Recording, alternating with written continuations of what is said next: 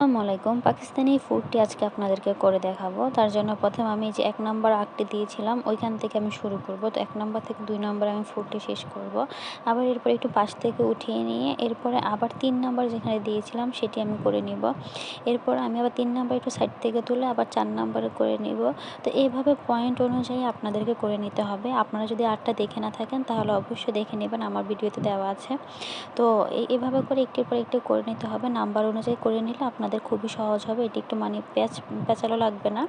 তো আমি এইভাবে করে নিতে হবে। তারপর ৮ নাম্বারে দিয়েছি, দেখেন ৮ নাম্বার থেকে ৯ নাম্বার, ৯ নাম্বার থেকে ১০ নাম্বার, মানে একটু যখন আপনারা মানে শেষ করবেন এর পরবর্তী মানে অপর সাইডেই এটা তুলে নিতে হবে। তো এইভাবে করে ঘুরিয়ে করে নিতে হবে।